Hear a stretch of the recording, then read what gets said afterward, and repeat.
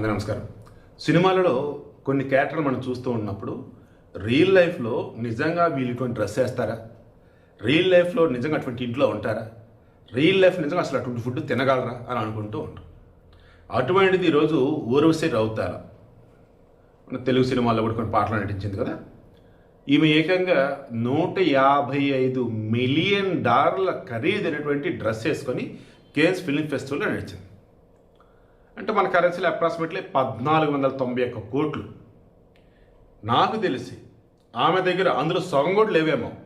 బాగా గుర్తు, మొన్న ఆ మధ్య వాళ్ళ అమ్మకి హెల్త్ ఏదో బాగోపోతే చిరంజీవియో బాలకృష్ణనో ఎవరో హెల్ప్ చేయటం కావచ్చు, అక్కడ డాక్టర్తో మాట్లాడితే ఏదో చేశారు. Some hospital bed related issue, అంత ఇబ్బందులు ఆమె ఉంటే వీళ్ళు హెల్ప్ చేశారు. అటువంటి ఆమె ఈరోజు కేన్స్ ఫిలిం ఫెస్టివల్లో $155 మిలియన్ వర్తినట్టు ఒక డ్రెస్ ఎవరో తయారు చేసింది అన్నప్పుడు వియత్నాం చెందినటువంటి వాళ్ళు వెనకాల అటాచ్ చేస్తుండే ఆ కంపెనీ హోచి పోచేసం ఏదో ఉంది పేరు, ఇందాక స్టార్టింగ్ ఉంటుంది ఇప్పుడు గుర్తులేదు. వియత్నాం బేస్ అది, హోచిమిన్ సిటీలో ఉంటుంది. వాళ్ళు మొత్తం డైమండ్ ఇక రకరకాల ఆర్నమెంట్స్ అన్నీ కలగలిపి ఆ రకంగా తయారు చేశారు.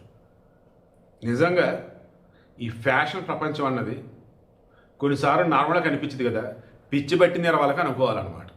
అదే దాని గురించి తెలిసిన వాళ్ళు, డబ్బున్న వాళ్ళు వావ్ వావ్ అంటూ ఉంటారు. ఈ మిషన్ కూడా ఆల్మోస్ట్ అంతే.